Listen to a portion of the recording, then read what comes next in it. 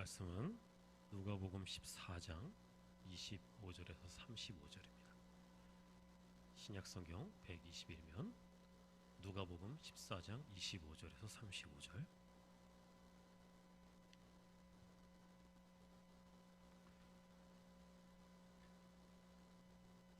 한 절씩 교독하겠습니다.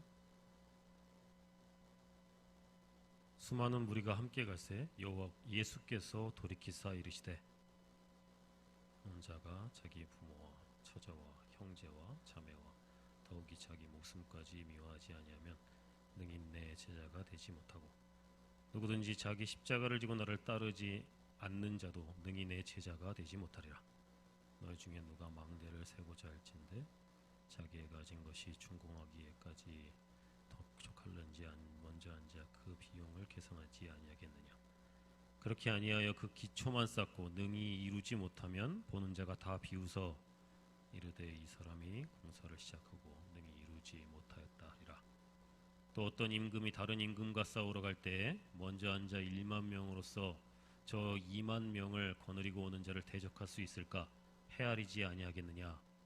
만일 못할 터이면 그가 아직 멀리 있을 때 사신을 보내어 화천인을 청할지니라.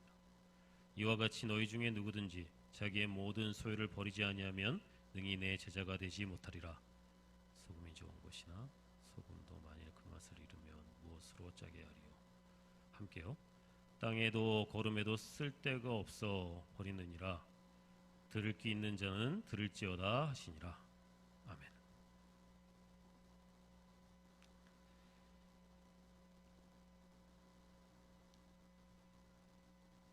이 시간 누가복음 14장 25절부터 35절 말씀을 통해서 제자가 되는 길이라는 제목으로 말씀을 묵상하도록 하겠습니다. 1986년도에 노벨상을 수상한 노벨 평화상을 수상한 분의 이름이 엘리 위젤이라는 분인데요. 이분이 유대인의 이 작가 중에 한 명이었습니다. 2차 세계대전 때 나치에 의해서 어린이 150만 명을 포함해서 600만 명의 유대인 학살이 일어났는데요. 이 엘리 위젤이라는 사람도 그 현장에 있었던 사람 중에 하나였습니다. 그래서 그가 자전적인 소설을 썼는데 그 소설의 이 제목이 나이트라는 제목입니다. 이 아우슈비츠 유대인 수용소의 그 이야기를 아주 생생하게 전하고 있는 그런 내용의 책이 그가 쓴 나이트라는 책이라는 거죠. 그 책의 일부를 좀 소개를 하려고 하는데요. 어느 날 이 수용소를 탈출하려고 하던 사람들이 발각이 됐어요. 3명이 발각이 됐는데 그래서 이 3명의 유대인을 교수대에 매달게 되었습니다. 이 2명의 유대 어른들은 금방 숨을 거두었는데 몸무게가 가벼웠던 한 소년이 쉽게 숨이 끊어지지 않고 고통스럽게 매달려 있었습니다. 그 처참한 광경을 보고 있던 이 엘리 위젤 뒤에서 어떤 사람이 아주 작은 소리로 속삭였어요. 도대체 하나님은 어디에 계신가?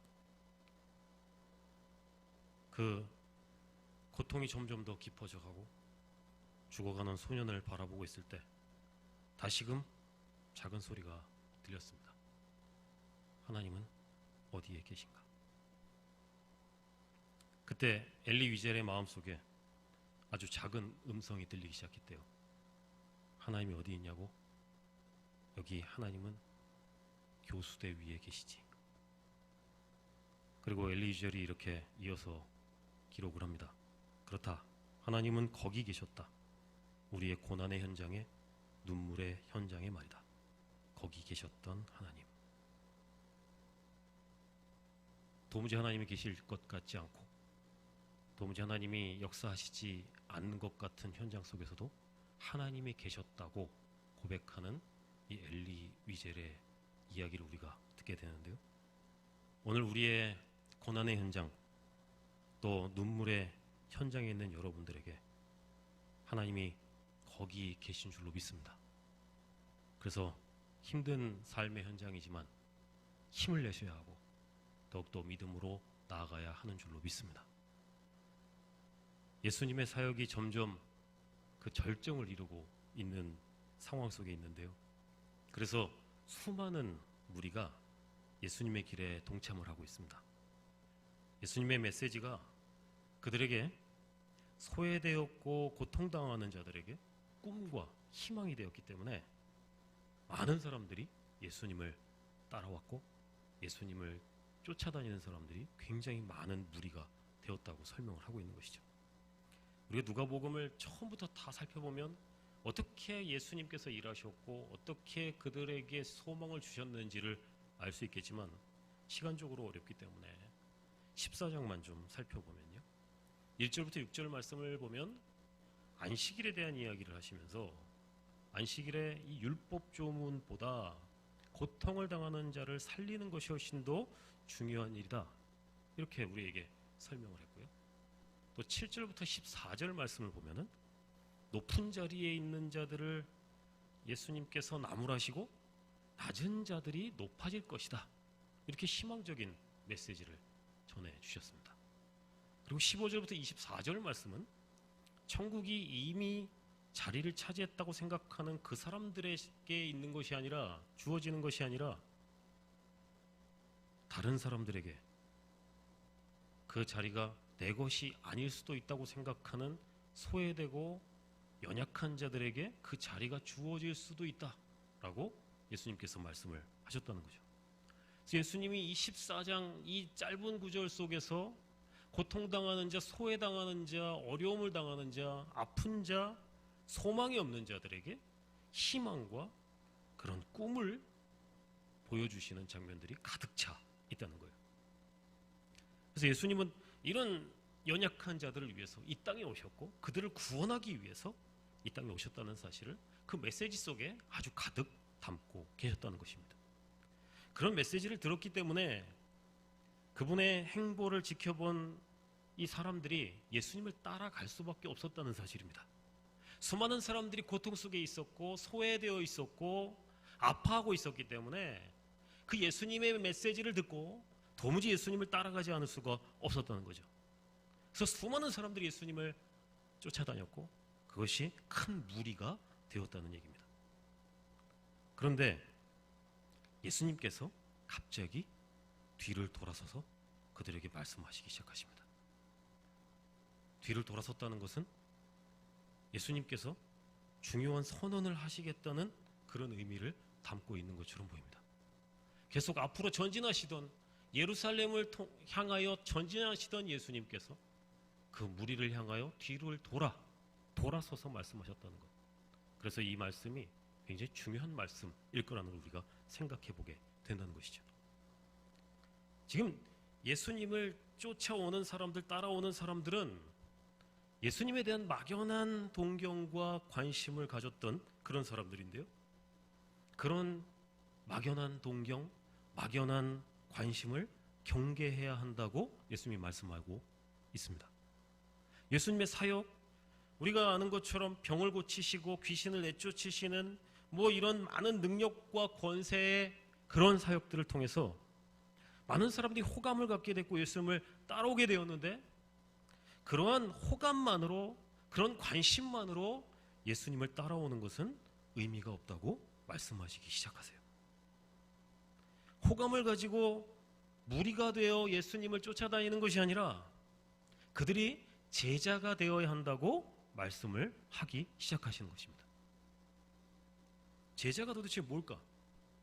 예수님이 무슨 말씀을 하시려고 그들에게 제자라는 말을 하셨을까요? 제자는 스승을 본받는 자가 제자입니다.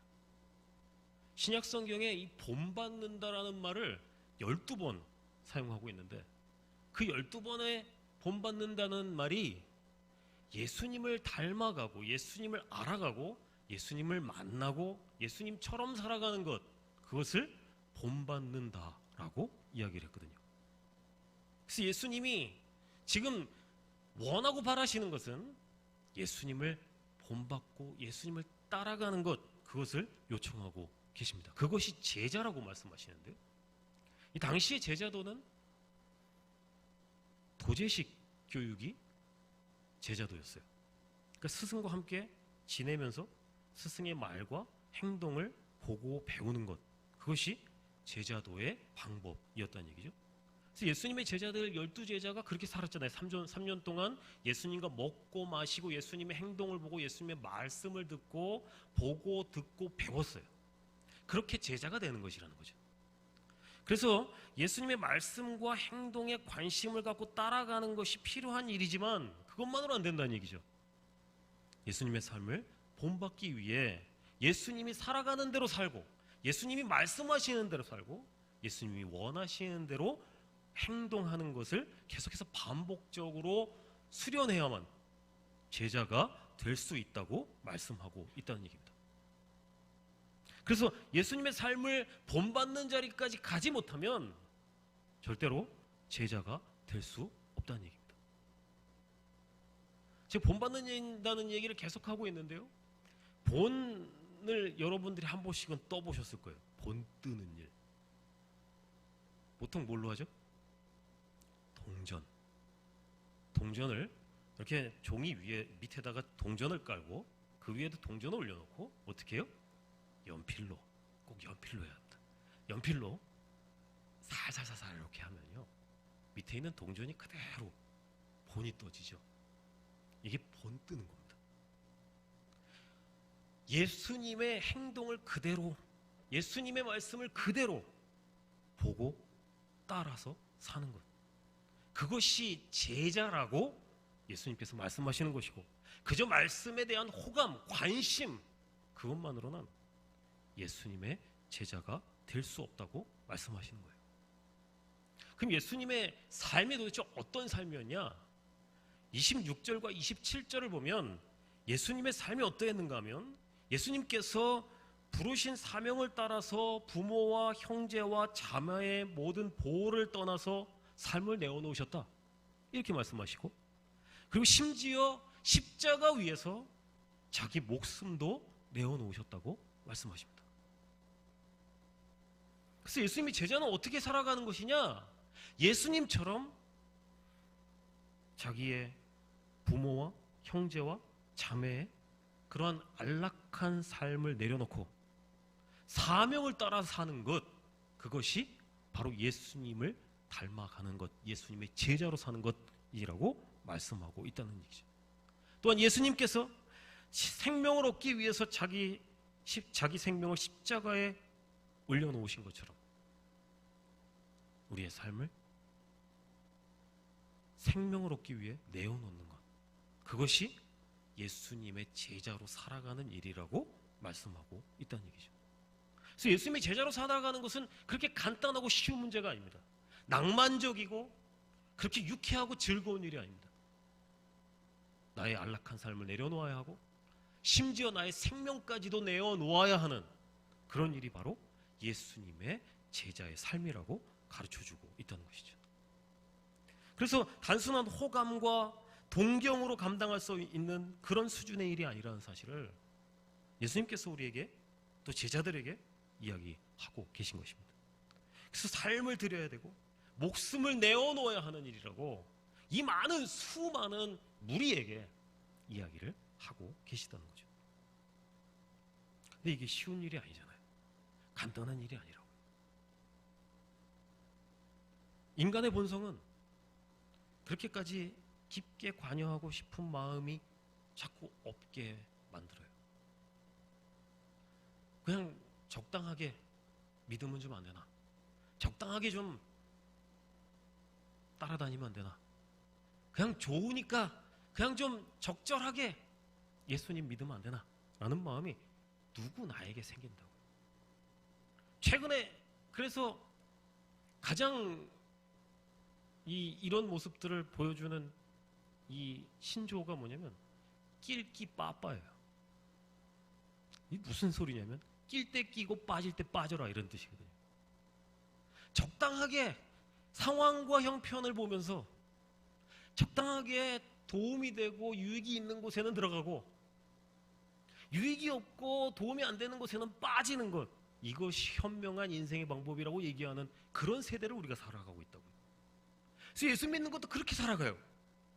적당하게 필요한 것들이 있을 때만 예수님을 찾고, 적당하게 예수님을 바라보고, 적절하게 예수님을 믿어가는 그런 그리스도인들이 점점 많아지고 있다는 얘기죠. 근데 예수님은 그럴 수 없다는 겁니다.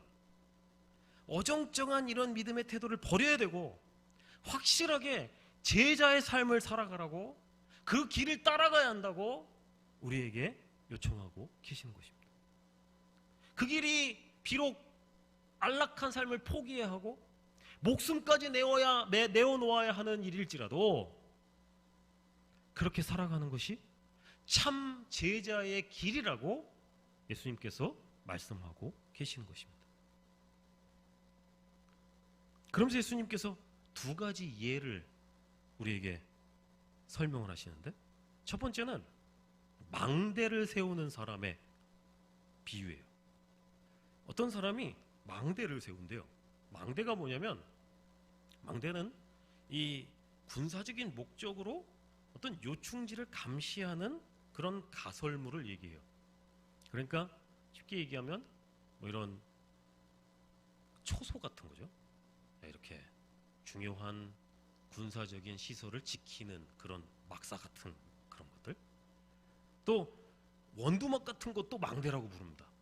그러니까 농작물을 누군가 훔쳐가든지 아니면 뭐 들짐승들이 와서 먹든지 이런 것을 지키는 것을 망대라고 해요. 근데 이게 어떤 사람이 이 망대를 짓는다고 얘기했기 때문에 아마도 그런 군사시설이 아니라 이런 원두막 같은 거를 얘기하는 것 같아요. 근데 이 원두막을 짓는데 말이죠. 이 망대를 짓는데 이 지을 때 뭘 해야 되냐면 건축비가 얼마나 들 건지 계산을 해야 된다는 거예요. 그래서 만약에 대단한 건물을 짓는 게 아닌데 건축비 계산을 잘못해가지고 공사를 하다가 말면, 그래서 완공을 못하면 사람들이 얼마나 비웃겠냐, 이런 말씀이에요. 또 대단한 건물을 짓다 못 졌으면 그럴 수도 있겠다라고 생각하겠지만, 뭐 그냥 원두막 하나 짓는데 그거 짓다가 못 지면 참 저런 어리석은 사람, 이렇게 얘기하지 않겠냐, 이렇게 말씀했다는 거죠. 또 두 번째 예화는 이래요. 전쟁터에 어떤 임금이 전쟁을 하러 나가는데, 그런데 그 전쟁을 하러 나갈 때 먼저 해야 될 게 있다는 거예요. 병력이 얼마나 되는지를 계산을 해야 된다는 거예요. 우리가 만약에 우리 아군이 1만 명이고 적군이 2만 명이다, 그러면 싸움을 하면 안 된다는 얘기죠. 당연히 우리가 지죠. 네. 그러니까 그럴 경우에는 빨리 가서 화친을 맺는 게 남는 장사다, 이렇게 이야기를 하고 있는 것입니다. 이 제자 되는 길과 이 지금 망대 짓는 것과 전쟁터에 계산하고 나가는 게 무슨 상관이 있느냐? 이 예화에 공통점이 있어요. 첫 번째는 망대와 전쟁의 공통점이 뭐냐면 생명을 지키는 데 있어서 굉장히 중요한 부분이 있다는 사실이에요. 망대는 군사적인 시설을 지키는 거라고 얘기했잖아요. 아니면 농작물을 지키는 거라고 얘기했잖아요. 그래서 먹고 사는 것 또는 생명과 굉장히 직결되어 있는 그런 것입니다. 전쟁은 뭐 말할 것도 없겠죠. 전쟁에서 지면 죽을 테니까요. 그래서 지금 예수님은 제자가 되는 것이 어떤 적당하게 거리를 두고 관망할 일이 아니라는 얘기를 하시는 거예요. 이게 생명에 달린 일이라고 말씀하세요. 생명과 직결되어 있는 일이라고 말씀하시고 싶으신 것 같아요. 그래서 결정을 해야 된다는 거죠. 생명을 걸 거냐 아니면 생명을 걸지 않을 거냐. 그리고 나서 예수님께서 하시는 건 계산을 잘해야 된다는 거예요. 살기 위해서 해야 될 게 뭐냐? 계산을 잘해야 된답니다. 계산적이라는 말이 있죠, 그죠? 좀 부정적인 말이에요. 어떤 일을 하기에 앞서서 이게 나한테 이해 득실이 있느냐를 먼저 따져보는 게 계산적이라는 말인데, 그래서 우리가 계산하는 거 별로 이렇게 신앙적이지 않은 것 같고, 그죠? 조금 계산하면은 믿음이 없는 것 같고 막 이래요. 그런데 사실 세상에 계산적이지 않은 게 없습니다. 제가 얼마 전에 쌀을 샀는데요. 쌀을 사는데 요새는 참 신기한 세상이에요. 네, 사이트에 100g에 얼마인지가 나와요. 그래서 제일 싼 걸 샀습니다. 먹고 사는데 인생에 계산 안 하고 살 수가 없어요. 그런데 하물며 우리의 생명이 달린 일이라니까요. 쌀 사는데도 휴지 사는데도 이게 어떤 게 더 싸냐를 계산하는데 우리의 생명과 연관이 되어 있는 일인데 그 일을 어떻게 계산하지 않겠다는 거죠. 정말 계산적이어야 됩니다. 예수님을 따라가는 것, 예수님을 위해서 내 생명을 내어놓고 예수님 앞에 내 모든 것을 포기하는 것이 남는 것인가? 아니면 적당하게 적절하게 예수를 믿는 것이 남는 것인가? 계산해 봐야 된다는 거예요.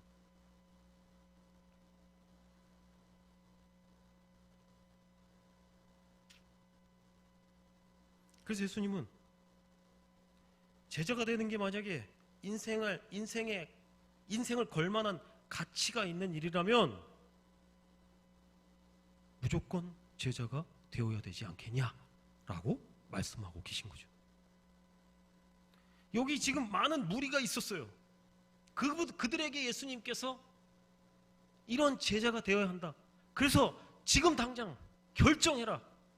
계산해보고 무엇이 너희들에게 유리한 일인지를 지금 결단해라 라고 말씀하신다고요. 근데 그들이 누군가요? 그들은 고통당하고 낮은 자들이고 소망이 없는 자들이었습니다. 우리 같은 사람들이. 근데 그들이 왜 예수님을 또 쫓아왔죠? 예수님이 소망 없는 삶에 소망이 되실 것 같으니까. 고통당하는 삶을 구원해 줄 것 같으니까.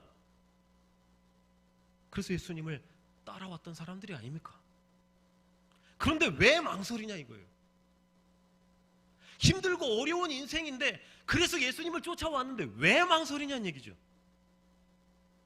소망 없는 인생에 예수님이 소망이라는 사실을 알았다면 운명을 거는 것이 당연한 이치가 아니냐라고 말씀하고 계시는 겁니다.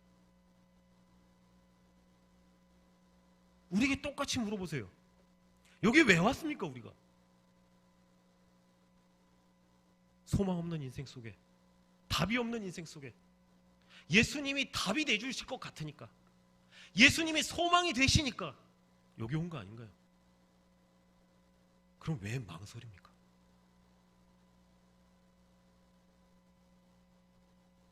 어정쩡하게 답을 내지 못하면 망대를 완공하지 못한 사람, 또 패배가 확실한데도 불구하고 전쟁에 군사를 희생시키는 임금과 같은 그런 부끄러운 일을 당하게 될 거라고 예수님은 우리에게 말씀하세요.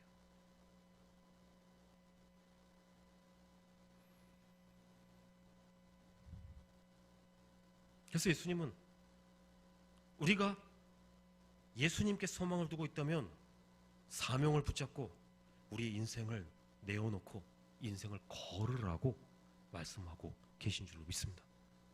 그런 삶이 바로 제자의 삶이라고 우리에게 말씀하고 계시는 거예요.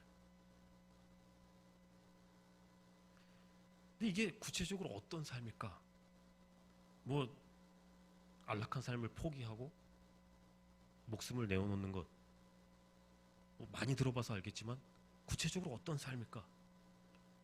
완벽한 답을 드리기는 조금 쉽지 않습니다. 그런데 이런 삶이 아닐까라는 생각을 좀 하게 돼요. 제가 예전에 제자 훈련을 할 때 함께 공부를 했던 집사님들 이야기인데요.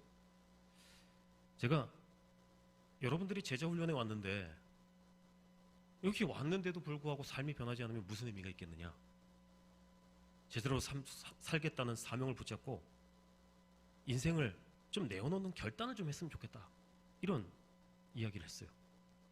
그랬더니 그분들 중에 몇 명이 결단을 했는데요. 먼저는 떡집을 하는 집사님인데요. 이 집사님이 굉장히 큰 결단을 했어요. 떡집의 가장 큰 손님이 누굴까요? 떡집의 가장 큰 손님은 무당입니다. 무당이 제일 큰 손님이에요. 구술을 할 때, 제사를 드릴 때 제일 비싼 떡, 제일 많은 떡을 주문한답니다. 그래서 무당에게 떡을 잘 팔아야 떡집이 잘 된대요. 근데 그 집사님이 뭐라고 얘기하냐면, 목사님, 오늘부터 무당에게 떡을 팔지 않겠습니다. 힘들죠. 제일 큰 손님인데요. 근데 제가 알기로는 지금도 그러고 계세요. 두 번째는 치킨집 집사님이에요. 치킨집은 언제가 제일 장사가 잘 돼요? 주말에. 근데 이 집사님 뭐라고 얘기하냐면, 목사님, 오늘부터 주일에 문을 안 열겠습니다. 무슨 일이 일어났을까요? 주일날 전화를 하잖아요. 전화를 안 받아. 그러니까 사람들이 여기 문 닫았는지 알아요? 주중에도 전화가 안 와요. 망하죠. 힘들죠. 근데 제가 알기로는 지금도 그러고 있어요. 저는 이런 분들을 좀 칭찬하고 싶어요.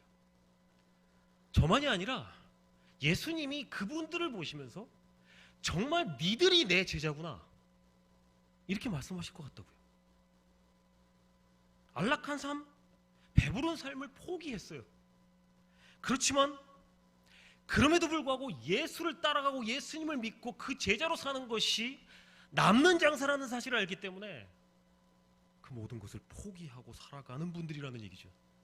그게 진짜 제자라고 예수님께서 말씀하고 계시다는 얘기입니다.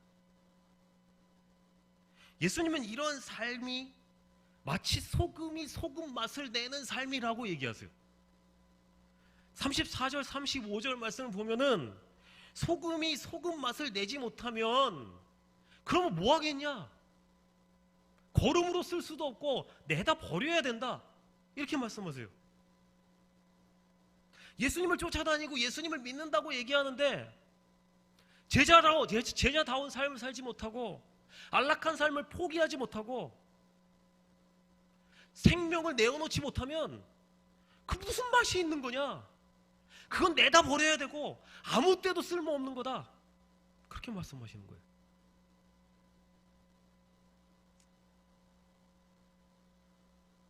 저는 예수 믿은 지가 44년인데요.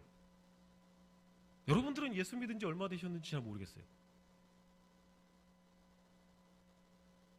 굉장히 오래들 믿어 오셨을 거라고 생각해요. 또 앞으로 주님 부르실 날까지 예수 믿을 날이 얼마나 많이 남았습니까? 그죠? 그런데 만약에 이 모든 일이 헛소라면 얼마나 억울하겠어요. 예수님이 다시 오시는 그날에 우리의 이 신앙을 보시면서 비웃으시면 어떡하실 거냐고요. 망대를 제대로 짓지 못해서 야 그거 하나 제대로 못하냐 비웃음을 당하는 것처럼 예수님을 온전히 따라가지 못해서 그 제자가 온전히 되지 못해서 예수님께 비웃음을 당하면 어쩌겠냐고요. 계산을 잘못해서 전쟁 같은 이 인생을 온전히 싸워가지 못해서 패배한 패전명이 된다면 예수님이 오시는 그날에 우리를 보면 얼마나 비웃으시겠냐고요.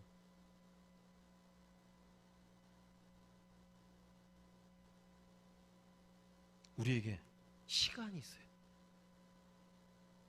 해봐야 돼요. 힘들어요. 그러나 해봅시다. 올림픽 배구, 여자 배구에 김연경이라는 선수가 했던 말이 이런 말이 있어요. 아주 유명한 말이에요. 해보자. 후회하지 말고. 해봅시다. 후회하지 말고요. 해봅시다. 기도하겠습니다.